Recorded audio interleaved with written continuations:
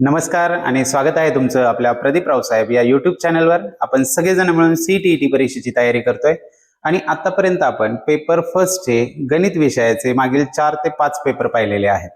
पण खास तुमच्या आग्रहास्तव आज आपण पेपर 2 चा जो लेटेस्ट झालेला शेवटचा पेपर आहे, म्हणजे 2024 ला डिसेंबर महिन्यामध्ये 2 दिवशी पेपर झाले होते आणि त्यातला जो दुसऱ्या दिवशी झालेला पेपर होता त्या CTETच्या पेपर सेकंड मधील गणित विषयाचे 30 प्रश्न आज आपण पाहणार आहोत. पेपर 2 साठी गणिताचे 30 प्रश्न असतात आणि या 30 प्रश्नांपैकी 20 प्रश्न हे कंटेंटवर आणि 10 प्रश्न हे पेडागॉजी म्हणजेच अध्यापन शास्त्रावर आधारित असतात. आज आपण हे 30च्या 30 प्रश्न पाहणार आहोत.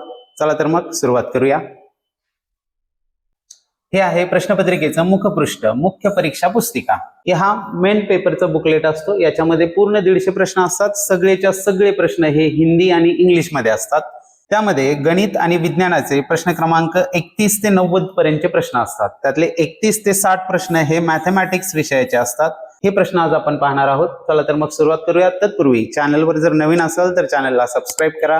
व्हिडिओ आवडला तर लाईक करा आणि एक लक्षात घ्या, सबस्क्राईब केल्यामुळे तुमचा कोणताही त्यात लॉस होत नाही किंवा माझाही खूप फायदा होतो असं पण काही नाहीये. सबस्क्राईब केल्यामुळे काय होतं तर पुढे ज्या काही व्हिडिओ येणार आहेत या डायरेक्ट तुमच्यापर्यंत पोहोचायला मदत होते आणि पुढे जाऊन आपण स्कॉलरशिप असेल, 8वी NMMS असेल, त्याचबरोबर इतर ज्या शालेय स्पर्धा परीक्षा आहेत, बेसिक मॅथमॅटिक्स आहे, याच्या व्हिडिओज तुमच्यापर्यंत पोहोचणं सुलभ होणार आहे. जर तुम्ही चॅनल सबस्क्राईब केले तर त्या व्हिडिओ लवकर तुमच्यापर्यंत पोहोचणार आहेत आणि आपलं कॉन्टॅक्ट चांगलं राहणार आहे. चला तर पाहूयात मग आजचा पेपर. सुरुवातीला आहे प्रश्न क्रमांक 31. पहिल्यावर प्रश्न दिसतंय की दशांश अपूर्णांकांचा गुणाकार आहे आणि त्यांचा भागाकार आहे. याला पाहून घाबरून नाही जायचंय, अगदी सोपा प्रश्न आहे. सुरुवातीला दशांश चिन्ह नाहीचे असं समजूया आणि हे लिहून घेऊया काय आहेत ते. मग होतील 125. दशांश चिन्ह विसरा जरा वेळ. हे 578, हे 729 भागिले 17 गुणिले 81 गुणिले 25. तर राहिला प्रश्न तो दशांश चिन्हाचा, तर तो आपण 10च्या पॉवर मध्ये लिहून टाकूया. वर दशांश चिन्हानंतर किती अंक आहेत? 1 2 3 4 5 6 7 म्हणजे 10⁻⁻7 आणि ते 1 2 3 4 5 6 7 8 9 म्हणजे हे झाले 10⁻⁹ त्यांचा विचार आपण नंतर करूया. सुरुवातीला हे सोडवू आणि याला भाग देऊया. भाग दिल्यावर 25 1 25 आणि 25 5 125, 81 1 81 आणि 8 9 72 म्हणजे 81 90 हे 729 झाले. 17 ने याला भाग जाईल. 17 त्रिक 51 राहिले 6, 17 चौक 68. वर राहिले काय आता खाली सगळे 1 1 1 आलेले आहेत.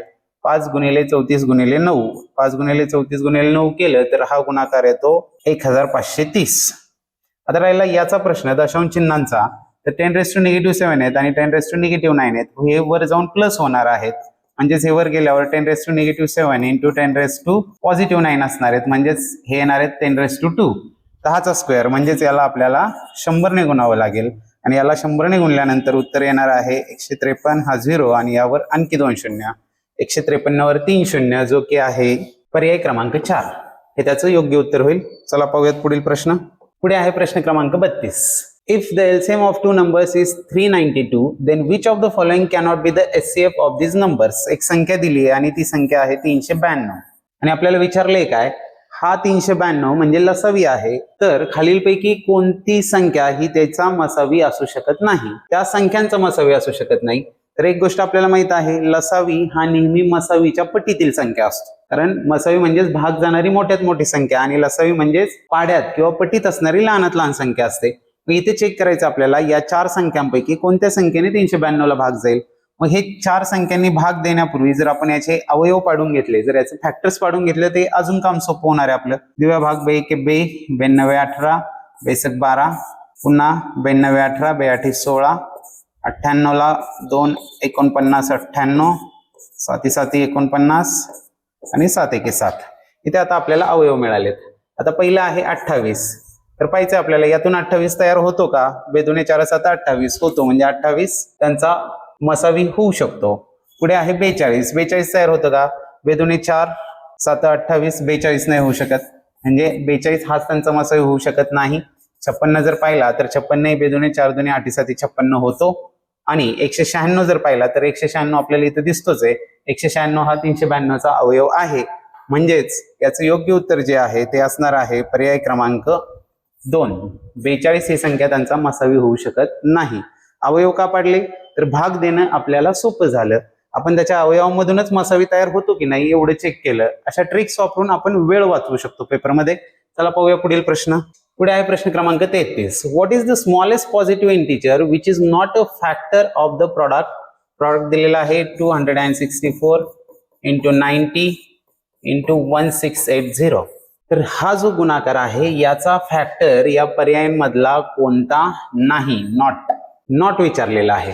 तर पाहूया त्याला 12ने भाग जातो का, 13ने जातो का, 14ने जातो का आणि 15ने जातो का. तर हे भाग देण्यासाठी सुद्धा इथे तीच टेक्निक वापरायची. त्याला फॅक्टराइज करा. 3 चौक 12 आहेत, हे 13च आहेत, बेसाती 14 आहेत आणि 15 3 5 15 आहेत. आणि इथं आता विभाज्यतेच्या कसोट्या वापरायच्यात. 3ने भाग जाईल का, हो 3ने जाईल. ह्या 90ला भाग जाईल 3ने. 4ने जाईल का, एकक आणि दशक स्थानची संख्या 64 म्हणजे याला पण 4ने भाग जाणार आहे, म्हणजे 12ने याला भाग जाणार आहे. 13ने जाईल का, तर 13 मूळ संख्या आहे, तिला मागे ठेवू आपण. 2 आणि 7चा विचार करू. 2ने जाईल का, यस, एकक स्थानी 0 म्हणजे 2ने जाणार. 7ने जाईल का, तर ह्या दोघांपैकी याला 7ने भाग जाईल. 7 2 14, 7 चौक 28 म्हणजे 14ने सुद्धा भाग जाणार आहे. 15ने जाईल का, 3ने जाईल का, यस, 90ला 3ने भाग जाणार आहे. 5ने जाईल का, यस, एकक स्थानी 0 म्हणजे 5ने जाणार आहे, म्हणजे 15नेही भाग जाणार आहे. राहिले काय फक्त 13. 13ने जर या तिन्ही संख्यांना भाग देऊन पाहिला तर 13ने काही भाग जाणार नाहीये, कारण बाकीच्यांनी जातो हे आपल्याला क्लिअर दिसतंय. त्यामुळे याचं उत्तर जे आहे ते असणार आहे 13, पर्याय क्रमांक 2. चला पाहूया पुढील प्रश्न. पुढे आहे प्रश्न क्रमांक 34. If A and B represent digits and A आणि बी हे काही अंक आहेत आणि खाली दिले की या 3 अंकीचा 1 अंकीशी गुणाकार केल्यानंतर आपल्याला हा 4 अंकी गुणाकार मिळतोय. तर आपल्याला ए आणि बी च्या व्हॅल्यू काय असू शकतील ह्या शोधायला सांगितलेल्या आहेत. तर याच्यामध्ये आपल्याला वाटतं वेळ जास्त जाईल, पण कमी वेळेमध्ये पण हे सोडवता येतं. एक गोष्ट लक्षात घेऊया, ए ची व्हॅल्यू पॉसिबल काय असू शकते. तर 5 ए ला गुणल्यावर एकक स्थानी 0 आला पाहिजे. ते 5 चौक 20 ही पॉसिबल आहे. 5 9 45 हे शक्यच नाही. एकक स्थानी इथे काय होईल, मग 5 येईल. इथे 5 2 10 म्हणजे ही पण व्हॅल्यू पॉसिबल आहे. आणि इथे 45 40 म्हणजे ही पण व्हॅल्यू पॉसिबल आहे. एकक स्थानी 0 येईल. पुढे जाऊन अजून थोडा क्रिटिकली विचार केला तर आपल्या एक लक्षात येईल, या 3 अंकी संख्येला 5ने गुणल्यानंतर 4400 पेक्षा जास्त उत्तर येते. म्हणजेच याच्या शतक स्थानी कोणता अंक असू शकतो. मग ए ची किंमत जर 4 घेतली तर 5 चौक 20 म्हणजे 2000च्या वर आपलं उत्तर जाईल साधारण. जर 2 घेतली किंमत ए ची तर 5 2 10 म्हणजे 1000च्या वर उत्तर जाणार आहे. पण जर आपण 8 व्हॅल्यू घेतली तर आपलं उत्तर जे आहे 85 40 म्हणजे 4000च्या उत्तर वर जाणं शक्य आहे. त्यामुळे याचं उत्तर जे असणार आहे ते पर्याय क्रमांक 4. असं जर ट्रिकने सुटलं तर ठीक, नाहीतर सरळ ए आणि बी च्या किमती ठेवा आणि गुणाकार करून पहा आणि गणित सोडवा. पण त्याच्यामध्ये वेळ जास्त जाईल, एवढेच आहे. आपल्याला 1 मिनिटाच्या तो प्रश्न सोडून पुढे जायचं आहे, हे नेहमी लक्षात ठेवा. चला पाहूया पुढील प्रश्न. पुढे आहे प्रश्न क्रमांक 35. If x is the smallest number which is to be subtracted from 7751 to make it a perfect square, then value of 3x - 5 is. 77 51 मधून काय सबट्रॅक्ट केलं, x सबट्रॅक्ट केला तर आपल्याला परफेक्ट स्क्वेअर मिळतो असं यांनी सांगितलेलं आहे. मग 77 51च्या आधीची स्क्वेअर संख्या आहे 77 44 आणि हा कुणाचा वर्ग आहे, हा आहे 88चा वर्ग. मग 77 51 मधून काय वजा केल्यावर 77 44 मिळतील, तर 77 51 त्यातून आपण 77 44 वजा करूया. 44 आणि 7 होतात 51. x ची व्हॅल्यू मिळाली आपल्याला 7. आता विचारले काय, 3x - 5 ची व्हॅल्यू विचारली आहे. 3x - 5 म्हणजे 7 त्रिक 21 वजा 5, 21 वजा 5 होतात 16. म्हणजेच याचं उत्तर असणार आहे पर्याय क्रमांक 4 16. चला पाहूया पुढील प्रश्न. पुढे आहे प्रश्न क्रमांक 36. इन द एक्सप्रेशन 2 बायनॉमियलचा गुणाकार आहे आणि त्यातून सबट्रॅक्ट करायचा आहे दुसऱ्या बायनॉमियलचा गुणाकार. What is the coefficient of xy. xy चा सहगुणक विचारलेला आहे. त्यासाठी काय करावं लागेल, ह्या दोघांचा गुणाकार आणि या दोघांचा गुणाकार करावा लागेल. तसं तर डायरेक्ट केला गुणाकार तरी देखील चालणार आहे, पण आपल्याला समजावं म्हणून मी एक स्टेप लिहितो. तर यामध्ये काय करणार आपण, पहिल्यांदा 5x न ह्या 6x + 5y ला मल्टिप्लाय करणार. त्यानंतर -3y न 6x + 5y ला मल्टिप्लाय करणार. मायनस, आता निगेटिव्ह साइन आहे म्हणून ब्रॅकेट हा टाकला. त्या 3x न पहिल्यांदा मल्टिप्लाय करणार आहे 4x - 5y ला आणि या 7y न +7y यानी मल्टिप्लाय करणार आहे पुन्हा 4x - 5y ला. पाहता हा गुणाकार करत असताना आपल्याला तेवढाच गुणाकार करायचा आहे जिथे xy येणार आहे, कारण आपल्याला कोइफिशियंट ऑफ xy शोधायचा आहे. x² y² चा आपण विचार अजिबात करायचा नाहीये. तर इथं एक्स इंटू एक्स केल्यानंतर एक्स स्क्वेअर येईल, काही गरज नाही आपल्याला, पाचा पाचा झाले हे 25xy. इथं 6 त्रिक 18 मायनस 18xy. त्या वायनी वायला गुणले वाय स्क्वेअर येणार आहे, गरज नाही त्याची. मायनस इंटू ब्रॅकेट इथे 3 चौक 12 पण एक्स स्क्वेअर होईल, गरज नाही. 3 5 15 निगेटिव्ह 15xy. इथे 7 चौक 28 प्लस 28xy. हे पुढचे वाय वायनी वाय स्क्वेअर येणार आहे, त्याची गरज नाही आपल्याला. जेवढं विचारलंय तेवढंच काढूया. खाली काय होईल आता, तो ब्रॅकेट काढून टाकू. तत्पूर्वी इथं 25 मधून 18 गेले, राहिले किती 7xy. हे मायनस, आणि इथे 28 मधून 15 गेले, राहिले किती 13xy. 28 वजा 15 13xy. आता 7xy आणि निगेटिव्ह 13xy म्हणजे 13 तून 7 गेले, राहिले 6. आणि ते मोठी संख्या 13 आहे, तिला निगेटिव्ह साइन म्हणजे निगेटिव्ह xy. xy चा कोएफिशियंट काय असणार आहे, निगेटिव्ह 6, जो की आहे पर्याय क्रमांक 1. निगेटिव्ह 6 हा xy चा कोएफिशियंट असणार आहे. चला पाहूया पुढील प्रश्न. प्रश्न सोडवताना थोडी ही काळजी घ्यायची की आपल्याला विचारलेलं काय आहे तेवढंच शोधायच्या मागे लागायचे, म्हणजे आपला वेळ वाचणार आहे, कारण वेळेत पेपर कव्हर होणं हे खूप गरजेचं आहे. पुढे आहे प्रश्न क्रमांक 37. One of the factors of, आणि इथं आपल्याला एक पदावली दिलेली आहे, एक्सप्रेशन दिलेलं आहे, आणि आपल्याला याचा फॅक्टर विचारलेला आहे. तर याला सिम्प्लिफाय करणं हे खूप गरजेचं आहे. आणि याला सिम्प्लिफाय करत असताना एवढा जर भाग पाहिला तर आपल्याला हे दिसतंय की हा एक पूर्ण वर्ग आहे. हा कुणाचा वर्ग आहे, तर यामध्ये जर पाहिलं तर 81x² म्हणजे हा आहे 9x म्हणजे मायनस साइन आहे, आणि 49y² म्हणजे हा 7y चा स्क्वेअर आहे. म्हणजेच हा 9x minus 7y bracket square 9 7 63 दुने 126 मध्ये आलेले आहेत, याचा स्क्वेअर आहे. Minus 5x plus 3y bracket square. तर हे आता आपल्याला मिळालं.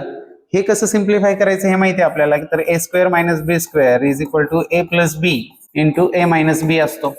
मग आपला a म्हणजे हा झाला, b म्हणजे हा झाला. आता यांच्यामध्ये लिहूया आपण. a प्लस बी म्हणजेच होणार आहे इथे 9x minus 7y plus 5x plus 3y. आता a प्लस बी आणि इंटू a मायनस बी म्हणजे काय होणार आहे, तिथं सुद्धा स्क्वेअर ब्रॅकेट करावं लागेल. 9x minus 7y minus into bracket 5x plus 3y. Minus असल्यामुळे ब्रॅकेट वापरलेला आहे. आता हे सोडूया आपण. 9x आणि 5x होतील हे 14x, आणि निगेटिव्ह 7y मधून 3y गेले, राहिले हे 4y. ते कसे, निगेटिव्ह 4y. आता पुढचा ब्रॅकेट सोडूया. 9x minus 7y minus 5x minus 3y. तर त्या ब्रॅकेटला सिम्प्लिफाय केल्यानंतर हे 14x मायनस 4y हे 14x मायनस 4y, आणि इकडे काय राहिलं, 9x मधनं 5x गेले, राहिले 4x, आणि 7y आणि 3y झाले 10y मायनस 10y झाले. आता यामधून आपल्याला फॅक्टर्स मध्ये काही दिसतंय का, तर नाही दिसत आहे. मग याच्यातून काही कॉमन निघू शकतं का, हो निघू शकतं. या पहिल्यामधून 2 कॉमन निघेल. मग पहा, यातून 2 जर कॉमन काढला तर ब्रॅकेटमध्ये काय राहिलं, 7x minus 2y 7x minus 2y, आणि हे पुढचे 4x मायनस 10y असेच लिहितो, 4x मायनस 10y. वास्तविक त्यांची गरज नाही. त्यात 7x मायनस 2y आपल्याला दिसतोय, आणि पर्यायांमध्ये सुद्धा आपल्याला दिसतोय 7x मायनस 2y, पर्याय क्रमांक 3. तर 7x मायनस 2y हा त्याचा एक फॅक्टर असणार आहे. लक्षात आलं असेल आपल्या. चला जाऊया पुढील प्रश्नाकडे. पुढे आहे प्रश्न क्रमांक 38. यामध्ये सुद्धा आपल्याला एक पदावली दिलेली आहे. And then what is the value of विचारलेला आहे. 5x minus 3 upon 3x minus 1 ची व्हॅल्यू विचारली. याचा अर्थ आपल्याला याच्यावरून x ची व्हॅल्यू शोधावी लागणार आहे. तर x ची व्हॅल्यू शोधण्यासाठी याला आपण आधी सिम्प्लिफाय करू. 7x minus 1 upon 4. आता ह्या 1 अपॉन 7 नी या ब्रॅकेटला मल्टिप्लाय करूया. हे 1 अपॉन 7 नी 2x ला मल्टिप्लाय केले होतील मायनस 2x अपॉन 7, आणि याला मल्टिप्लाय केलं हे मायनस मायनस प्लस होतील, आणि हे 1 मायनस x अपॉन 7 दुने 14 होतील. आता जर छेदांचा लसावी आपण काढला याला सिम्प्लिफाय करण्यासाठी, तर तो येणार आहे 28. छेदांचा लसावी येणार आहे यांचा 28. 28 येण्यासाठी 4 7 28, 7 ने गुणावं लागेल. 7 चौक 28, 4 ने गुणावं लागेल. 14 दुने 28, इथं 2 ने गुणावं लागेल. मग 7 7 49x मायनस 7 1 7, हे 4 दुने 8x, आणि ह्या 2 ने गुणल्यावर आता पॉझिटिव्ह साइन आहे त्यामुळे ब्रॅकेट टाकायची काही गरज नाही. बे 1 बे, आणि 2x मायनस 2x. आता याला सिम्प्लिफाय करूया आपण. याला सिम्प्लिफाय केलं लक्षात येईल. 49 मधून 8 गेले, राहिले 41, मधून 2 गेले, राहिले 39x 39x, आणि पुढे राहिले हे मायनस 7 आणि पॉझिटिव्ह 2 म्हणजे झाले -5 -5 अपॉन किती येणार आहेत 28 इज इक्वल टू आपल्याला दिलेले 4 आहेत, इज इक्वल टू 4 आहेत. आता याची व्हॅल्यू शोधत असताना हे 28 तिकडे जाऊन गुणिले होतील. 39x minus 5 is equal to 28 चोक होतात 112. हे 5 इकडे निगेटिव्ह आहेत, तिकडे जाऊन प्लस होतील, म्हणजेच 39x इज इक्वल टू 112 आणि 5 झाले 117. x इज इक्वल टू 39 117 ला जाऊन भागिले होतील. इथे 13 त्रिक 39, 13 9 117 आणि 3 त्रिक 9. x ची व्हॅल्यू आपल्याला मिळाली ती म्हणजे किती 3. आता x ची व्हॅल्यू 3 मिळाल्यावर आता ती व्हॅल्यू काढायला काही अडचण नाही आपल्याला. 5x minus 3 upon 3x minus 1. x ची व्हॅल्यू 3 आहे. 5 त्रिक 15, 15तून 3 गेले राहिले 12 आणि खाली 3 त्रिक 9 मधून 1 गेला राहिले 8. 4 त्रिक 12, 4 दुने 8 म्हणजे 3/2. त्याचं उत्तर असणार आहे पर्याय क्रमांक 2. 3/2 इज द करेक्ट आन्सर. चला पाहूया पुढील प्रश्न. पुढे आहे प्रश्न क्रमांक 39. A person sold 2 articles A and B. A आणि बी असे 2 आर्टिकल्स विकलेत. सेलिंग प्राइस दिलेली आहे 348 इच. प्रत्येकाची सेलिंग प्राइस आहे 348. He earn a profit of 20% on A. A वर त्याला मिळाले 20% प्रॉफिट, हे आहे profit. And suffered loss of 13% on B. B वर काय झालं, त्याला 13% लॉस झालेला आहे. It's profit in rupees in the entire transaction is. आपल्याला इथं पर्सेंट प्रॉफिट नाही विचारलं, इन रुपीज विचारलेलं आहे प्रॉफिट.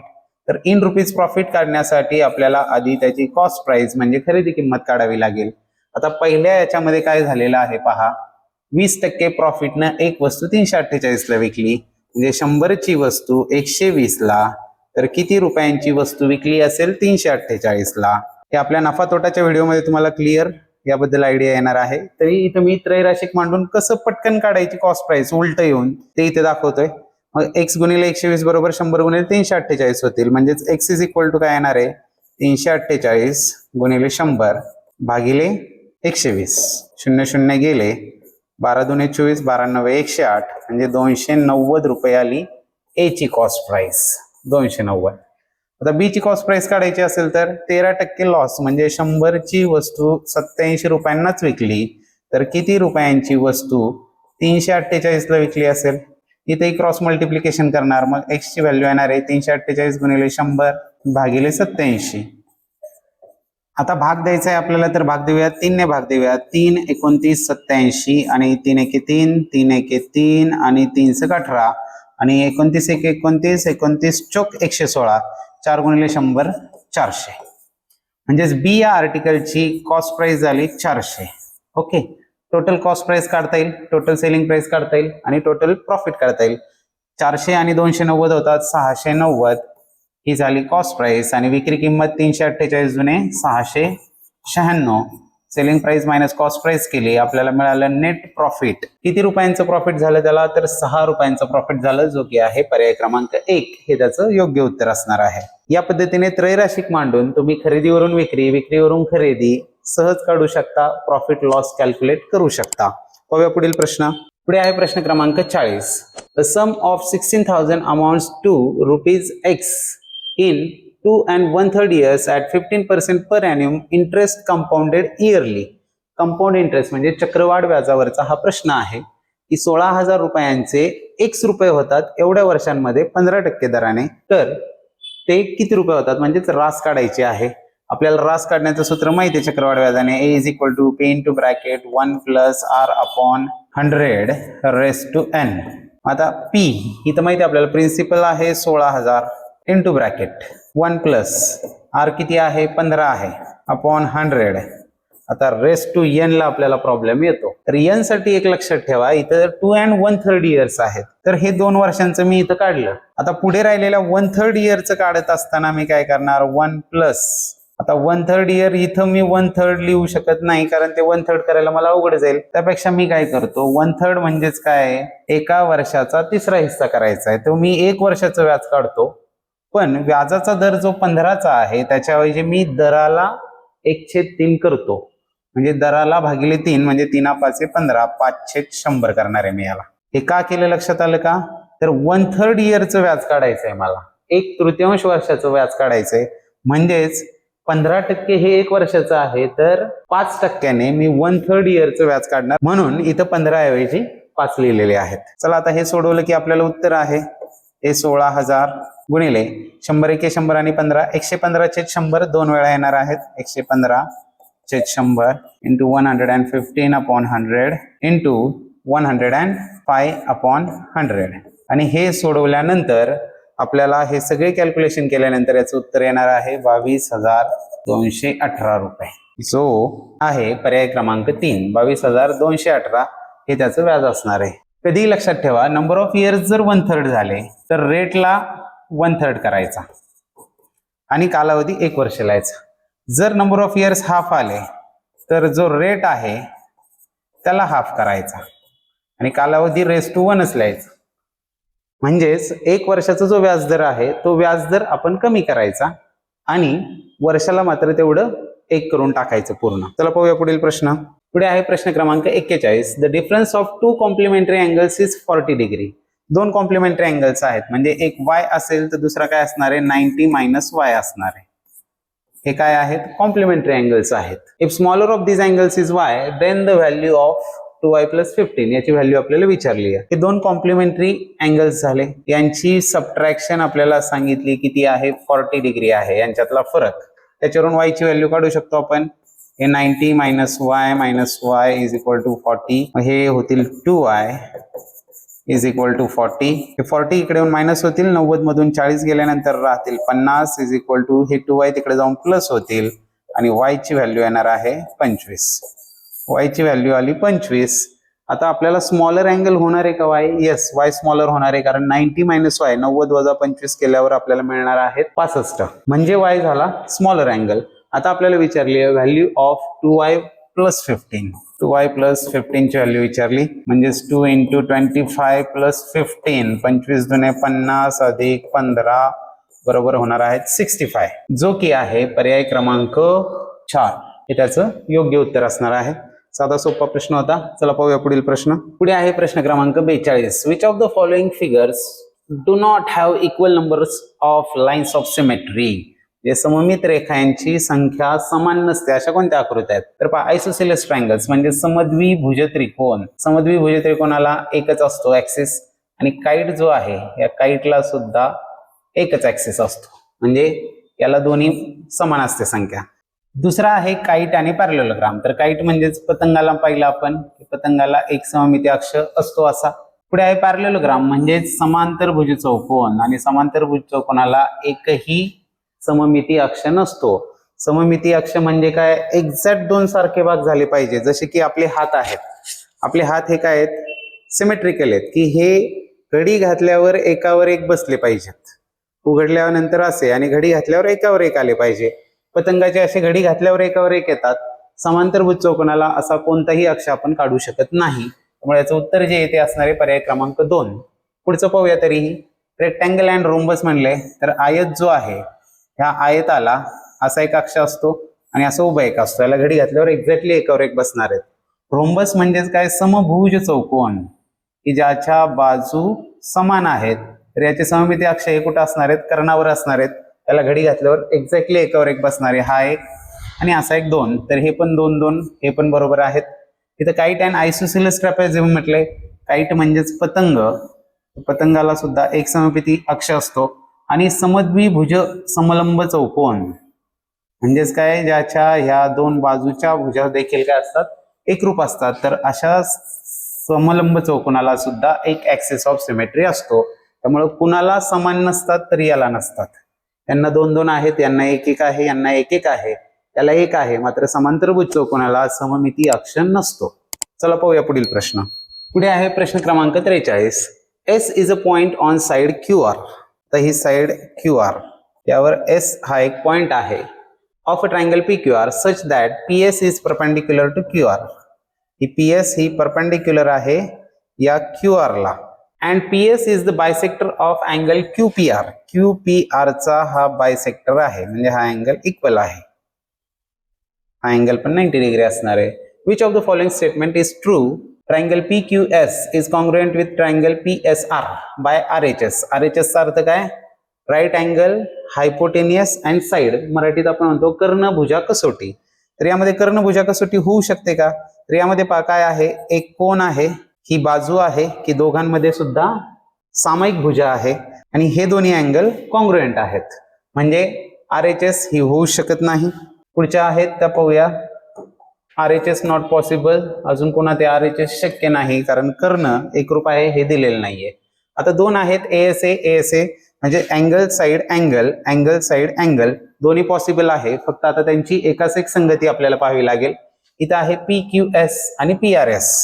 PQS म्हणजे PQ ला PRS हे एकरूप येत आहेत, PQS PRS, तर येस ही बरोबर आहे. यामध्ये काय झाले पहा, PQS ला PSR म्हटलंय, PQS ला PSR म्हटलंय, म्हणजे PQ ला PS बाजू एकरूप येते, PQ ला PS एकरूप येत नाही, म्हणजे हा सुद्धा होऊ शकत नाही. त्याचा योग्य पर्याय आहे अँगल साइड अँगल, म्हणजेच को बाको कसोटीनुसार हे दोन त्रिकोण एकरूप आहेत. चला पाहूया पुढील प्रश्न.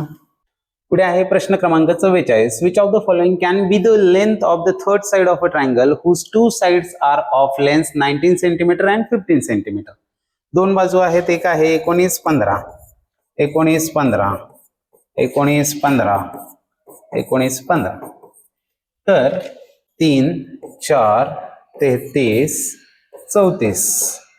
तर आपल्याला विचारले यापैकी कोणता ट्रायंगल हा योग्य आहे आणि जो कन्स्ट्रक्ट करता येऊ शकतो, म्हणजे तिसरी साइड योग्य आहे. तर या ठिकाणी आपल्या इयत्ता 6वी मध्ये जी त्रिकोणाचे गुणधर्म आहेत, या गुणधर्मातला एक गुणधर्म आहे की त्रिकोणाच्या कोणत्याही दोन बाजूंची बेरीज ही तिसऱ्या बाजूच्या लांबीपेक्षा जास्त असते. तेच आपल्याला यामध्ये फक्त चेक करायचं आहे. 19 आणि 3 22, 15 पेक्षा जास्त आहेत, 15 आणि 3 18, 19 पेक्षा नाही, 15 आणि 3 18 होतात, 19 पेक्षा मोठे होत नाही. इथे 19 आणि 4 23 होतात, 15 पेक्षा जास्त आहेत, 15 आणि 4 19 होतात, 19 एवढेच आहे, शक्य नाही, जास्त पाहिजे. 19 आणि 33 हे 15 पेक्षा जास्त असणार आहे, 15 अधिक 33 सुद्धा 19 पेक्षा जास्त असणार आहेत, आणि 19 आणि 15 34 होतात की जे 33 पेक्षा जास्त आहेत, म्हणजे हा ट्रायंगल पॉसिबल आहे. इथे पहा 19 आणि 15 34 होतात आणि ही 34 पेक्षा जास्त होत नाही, म्हणजे हा पण ट्रायंगल शक्य नाही. त्यामुळे याचं जे उत्तर आहे त्रिकोणाची तिसरी बाजू होऊ शकते, ती म्हणजे 33, पर्याय क्रमांक 3 हे त्याचं योग्य उत्तर असेल. पाहूया पुढील प्रश्न.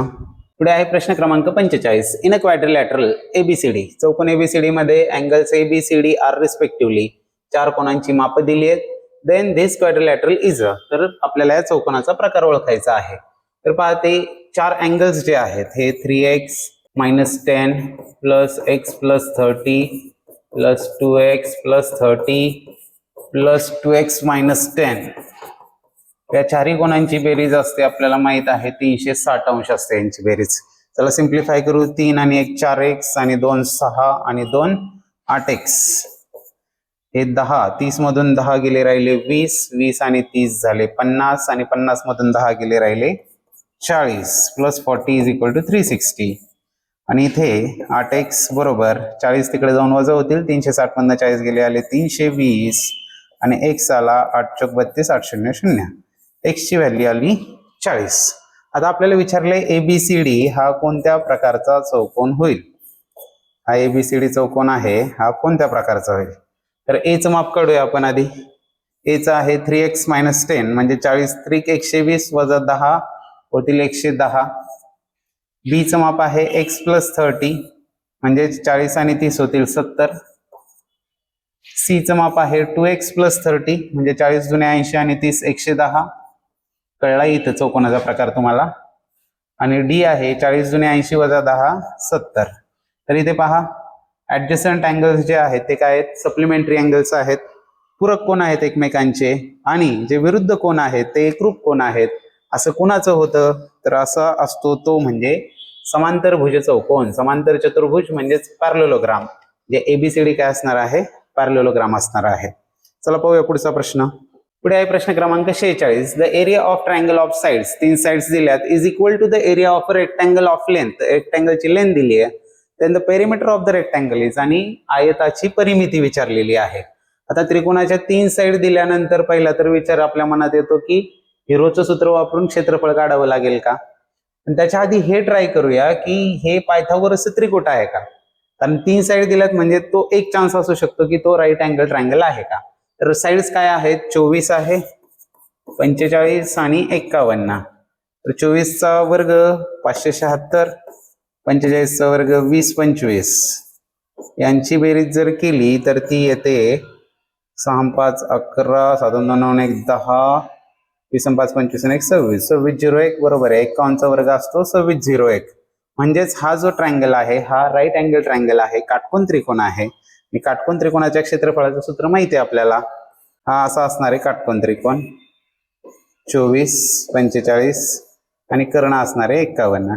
काटकोन त्रिकोणाचे क्षेत्रफळ 1/2 गुणिले पाया गुणिले उंची. 1/2 गुणिले पाया किती 45 गुणिले उंची आहे 24. हे बरोबर काय सांगितलंय आपल्याला, त्या रेक्टँगलचा एरिया आहे.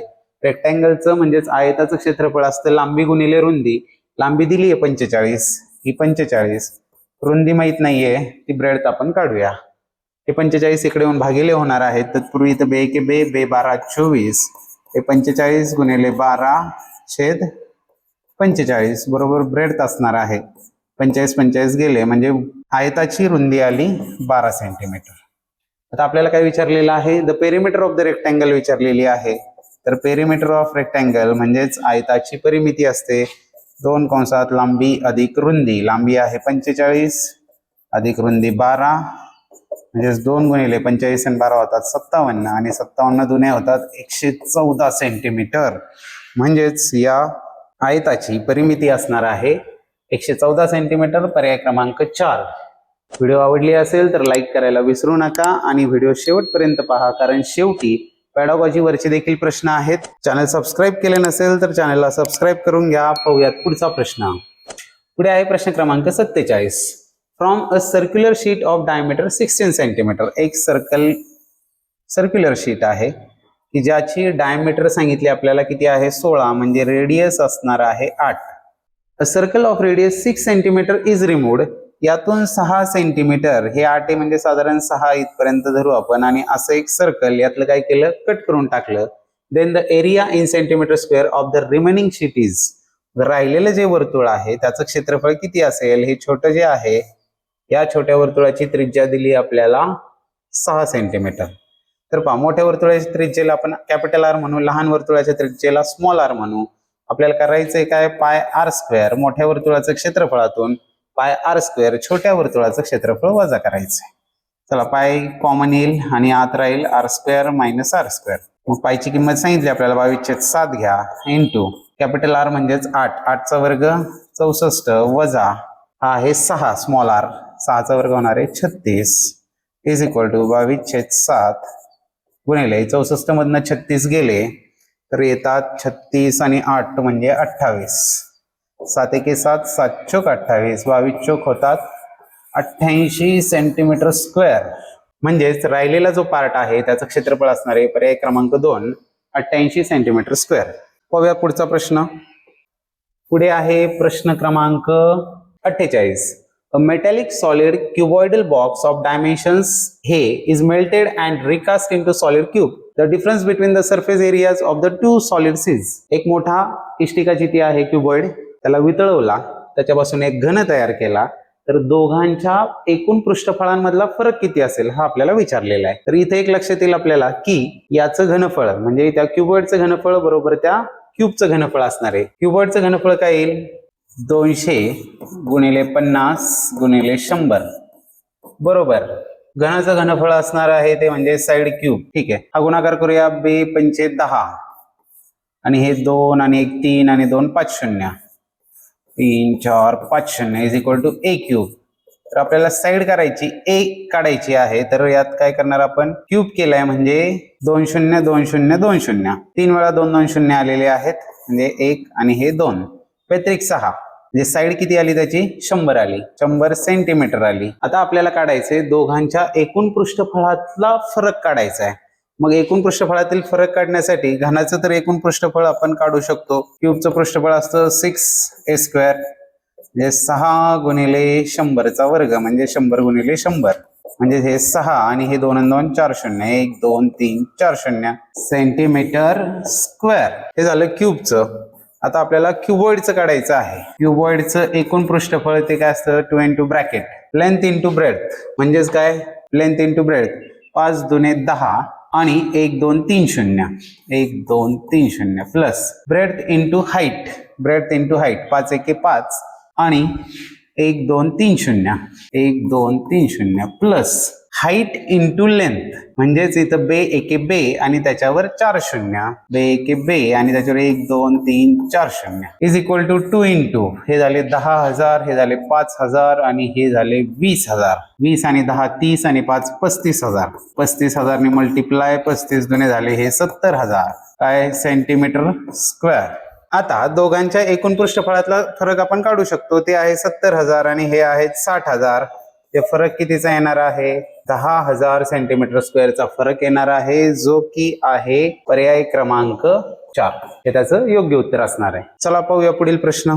पुढे आहे प्रश्न क्रमांक 49. The mean of observations arranged in ascending order is 53. The median of the data is. आपल्याला याचा मध्य दिलेला आहे, मीन दिलेला आहे आणि हा जो डाटा आहे हा चढत्या क्रमाने अरेंज केलेला आहे. मीन काढण्यासाठी काय करावं लागतं तर आपल्याला माहित आहे त्या सर्व डाटाची बेरीज करायची आहे. म्हणजे यात आहेत 42 अधिक 48 plus x plus 15 plus x plus 17 plus x plus 20 plus 58 plus 60 divided by किती येथे 1 2 3 4 5 6 7 आहेत. याला 7 ने भागणार इज इक्वल टू आहे काय 53.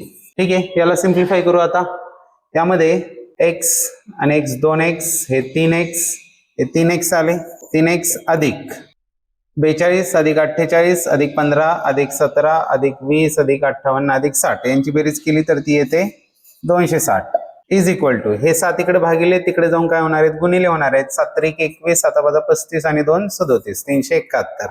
म्हणजे 3x इज इक्वल टू काय येणार 371 मधून हे 260 वजा होणार. हा एक 7 6 गेले 3 2 गेले 111. x इज इक्वल टू आला 3 3 9 आणि 3 7 21. x ची व्हॅल्यू आली 37. आता 37 व्हॅल्यू आल्यानंतर आपल्याला काढायची मीडियन. मीडियन काय असते जर या ठिकाणी 7 संख्या दिलेल्या आहेत तर त्यातली मधली संख्या, जेव्हा विषम संख्या असतात तेव्हा त्यातली मधली संख्या म्हणजे मीडियन असते. आणि जर समसंख्या असतील दिलेल्या संख्या जर सम असतील तर काय मधल्या ज्या 2 संख्या आहेत त्या दोघांची सरासरी ही त्याची मीडियन असते. तर आता इथं 7 आहेत त्यामुळे आपल्याला प्रश्न नाही. 7 आणि 1 होतात 8 8 च्या निम्मे 4 म्हणजे चौथी जी संख्या आहे ती आपली मीडियन असणार आहे. त्यासाठी आधी आपल्याला संख्या सगळ्या काढत बसायची गरज नाहीये. आपण पाहूया की ती संख्या कितवी येईल. तर ही असणारी पहिली, ही दुसरी, ही तिसरी, ही चौथी, ही 5वी, ही 6वी आणि ही 7वी संख्या आहे. तर 4 नंबरची जी संख्या आहे ती आपली मीडियन असणार आहे. आणि 4 नंबरची संख्या जी आहे ती काय आहे x + 17 आहे. म्हणजेच काय 37 + 17 होतील आणि 37 7 44 आणि 10 54.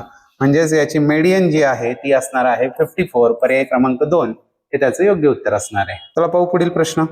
पुढे आहे प्रश्न क्रमांक 50.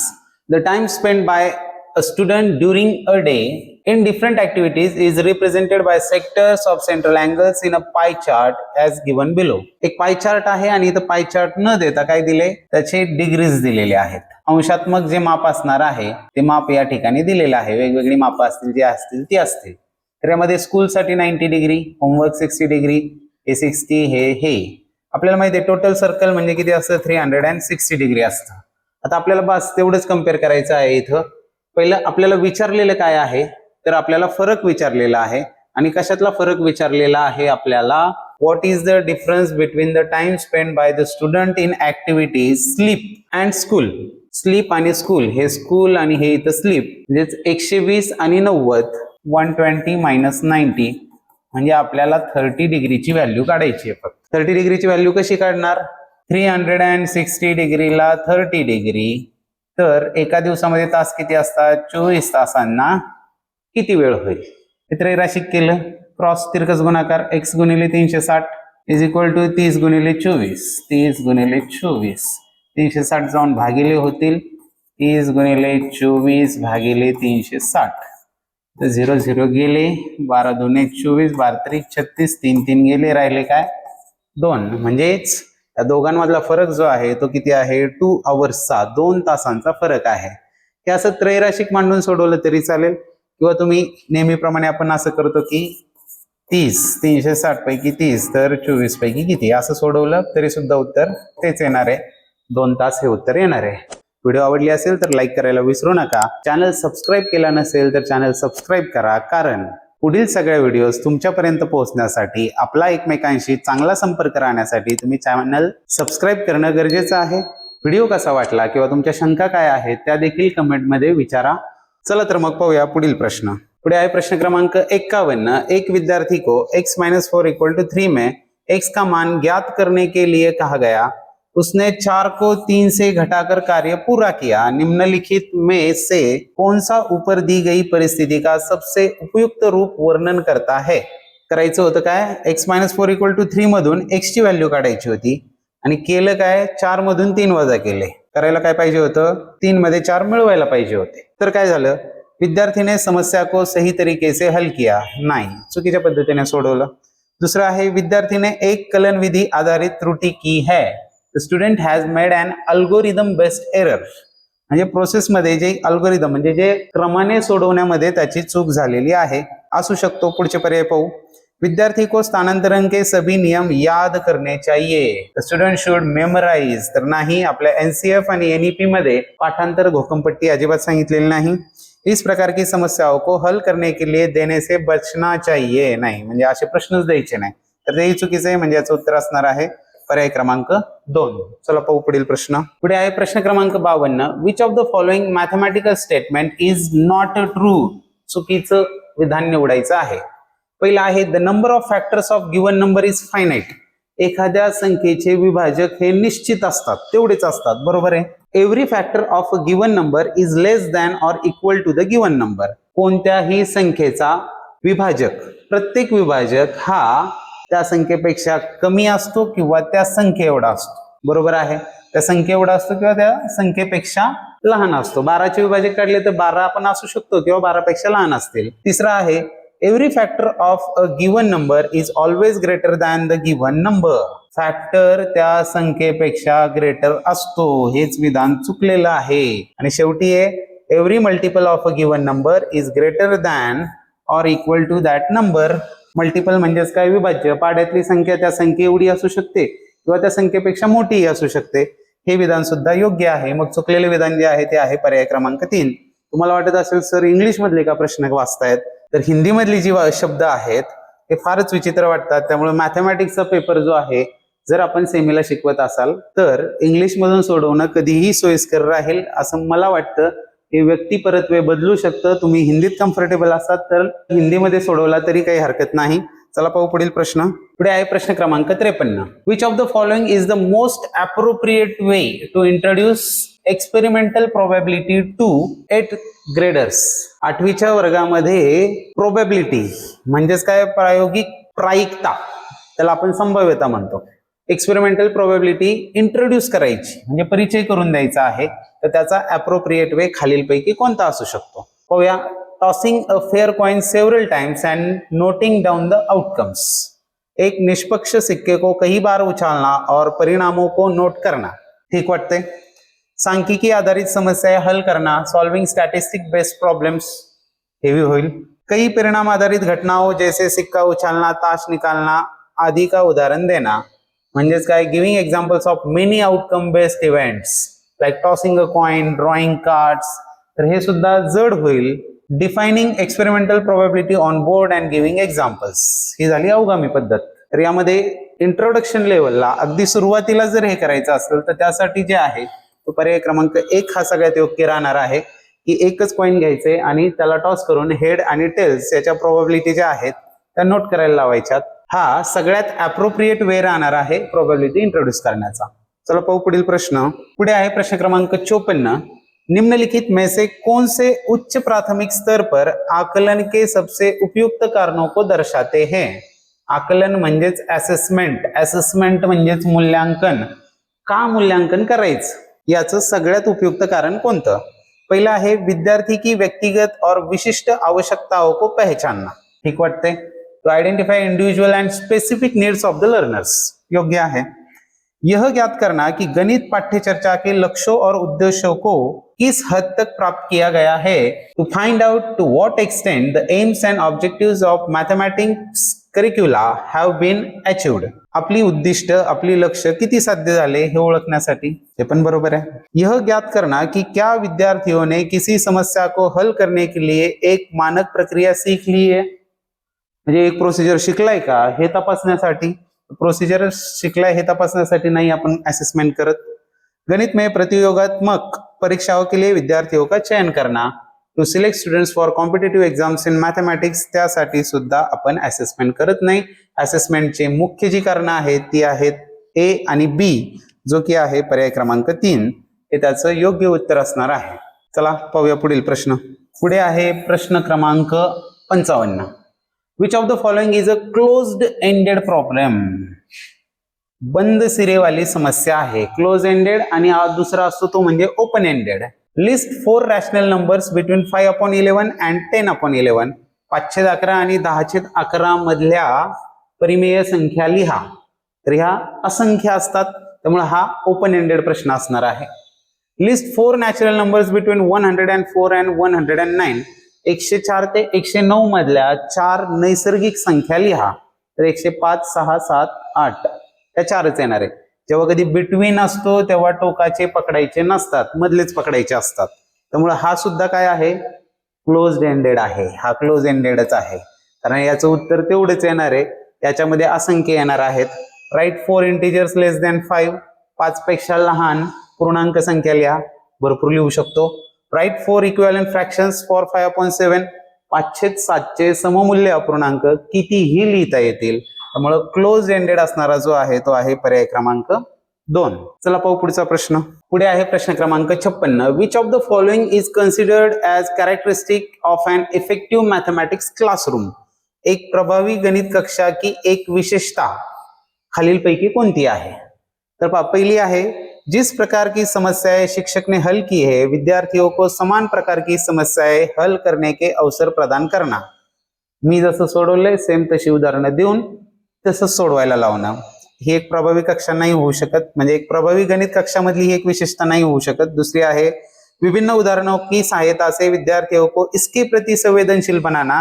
की गणित एक अमूर्त विषय है, म्हणजे ऍब्स्ट्रॅक्ट सब्जेक्ट म्हणून गणिताला काय करायचं, सेन्सिटाइज करायचं। तर असं पण नाही करायचं, अमूर्त असला तरी त्याला मूर्त पातळीवर कसा आणता येईल यासाठी आपल्याला प्रयत्न करायचे आहेत।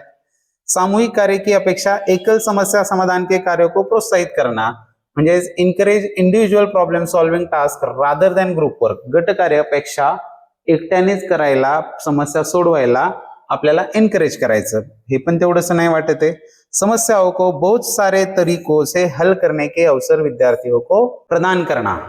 Provide opportunities to the students to solve problems in multiple ways. हे सगळ्यात योग्य आहे की कोणताही प्रश्न सोडवण्याच्या एकापेक्षा अनेक पद्धती असू शकतात। हे एका प्रभावी गणित कक्षेमधली एक विशेषता राहील। चला पाहू पुढचा प्रश्न। पुढे आहे प्रश्न क्रमांक 57। एक कक्षा में प्रश्न पूछने को आकलन के एक साधन के रूप में उपयोग करते समय निम्नलिखित में से किसका अनुपालन करना चाहिए?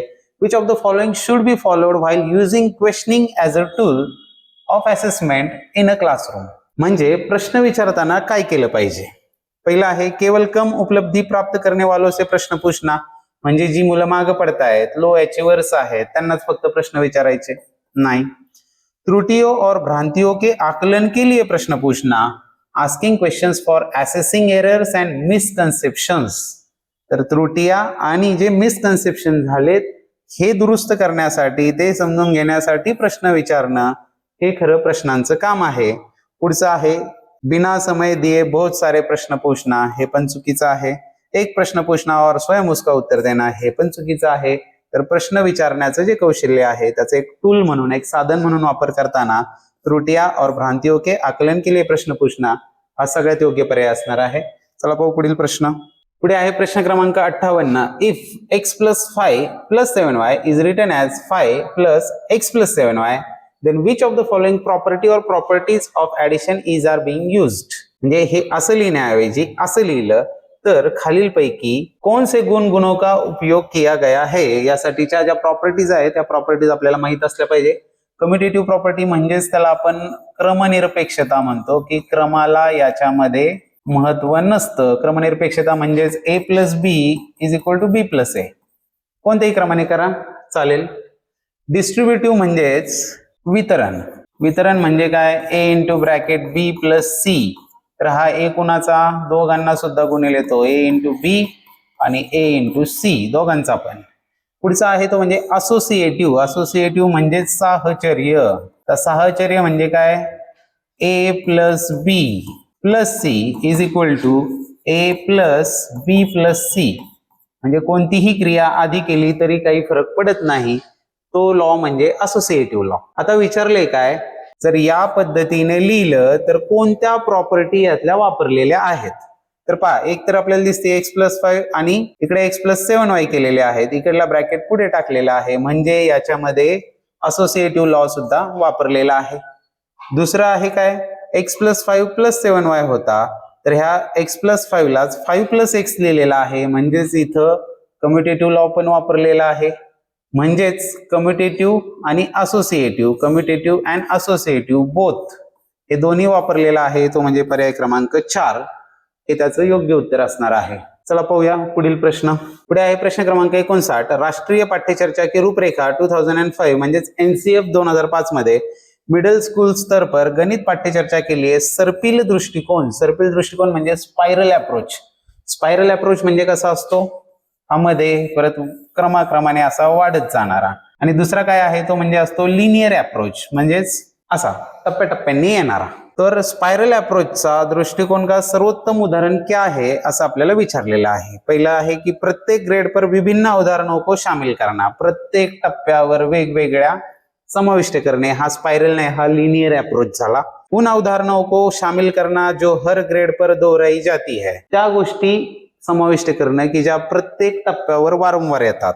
हर ग्रेड पर सरल और कठीण विषयों को शामिल करना. प्रत्येक टप्प्यावर कठीण विषयांना सहभागी करणं. आणि शेवट आहे कठिनाई के बढ़ते क्रम में अवधारणाओं को शामिल करते हुए पहले पढ़ाई गई अवधारणाओं का संक्षिप्त रूप से पुनर्वलोकन करना. हेच सगळ्यात योग्य वाटतं याच्यामध्ये. स्पायरल मध्ये काय, including concepts in the increasing order of difficulty by briefly revisiting concepts taught previously.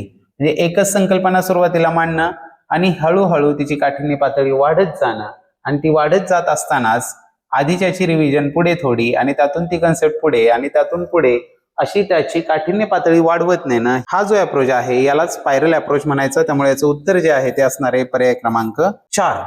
आणि जातोय आता आपण आजच्या शेवटच्या प्रश्नाकडे. अजूनही चॅनलला सबस्क्राईब केलं नसेल तर चॅनलला सबस्क्राईब करा, कारण भविष्यामध्ये येणाऱ्या ज्या व्हिडिओज आहेत त्या तुमच्यापर्यंत पोहोचणं सोयीस्कर होणार आहे. त्यामुळं आजचा व्हिडिओ आवडला असेल तर लाईक करा. कमेंटमध्ये नक्की तुम्हाला काय वाटलं, तुमच्या शंका काही असतील तर त्याबद्दलही लिहा. चला पाहूयात आजचा शेवटचा प्रश्न, आणि तो आहे प्रश्न क्रमांक 60. In which of the following statements the number 6 is used in cardinal sense. म्हणजे खालीलपैकी कोणत्याच्या 6चा उपयोग गणन संख्या, एक असतात कार्डिनल आणि दुसरे असतात ऑर्डिनल. ऑर्डिनल म्हणजे ऑर्डर, ऑर्डर म्हणजे क्रमाने येणारे, आणि कार्डिनल म्हणजेच संख्यावाचक. तर पहा, पहिलं आहे 6 इज द प्रिडिसेसर ऑफ 7. 7च्या आधी 6 येतो, बरोबर आहे. हा ऑर्डिनल वापरलाय, ऑर्डरवर आधारित आहे. She was sitting in the 6th row of the auditorium, म्हणजे हा सुद्धा ऑर्डिनल वापरलेला आहे, क्रम सांगितलेला आहे त्यात. There are 6 elements in a set. एका सेट मध्ये 6 वस्तू आहेत, हा आहे कार्डिनल. क्रम नाही सांगितलं इथं, हा संख्यावाचक म्हणून ह्या 6चा इथं वापर केलेला आहे. 6 इज द सक्सेसेसर ऑफ 5. 5च्या पुढे क्रमाने येणारी संख्या 6 आहे. इथं सुद्धा तो ऑर्डिनल वापरला आहे, म्हणजेच याचं उत्तर असणार आहे पर्याय क्रमांक 3. अशा पद्धतीने आज आपण डिसेंबर 2024 ला झालेला CTETचा सेकंड पेपर आणि त्यातला मॅथमॅटिक्स याचे प्रश्न पाहिलेले आहेत. या प्रिव्हियस इयर क्वेश्चन्सचा पुढे येणाऱ्या परीक्षांमध्ये नक्कीच आपल्याला उपयोग होणार आहे. या पद्धतीच्या प्रश्नांची आपण तयारी करायची आहे, आणि कोणत्या पद्धतीने हे प्रश्न सोडवायचे त्या पद्धती आज आपल्या लक्षात आलेल्या असतील. चला तर आजसाठी थांबूयात इथेच, पण पुढील व्हिडिओज मध्ये नक्की भेटत राहू. तुम्हाला सगळ्यांना परीक्षेसाठी आणि अभ्यासासाठी देखील हार्दिक शुभेच्छा. धन्यवाद.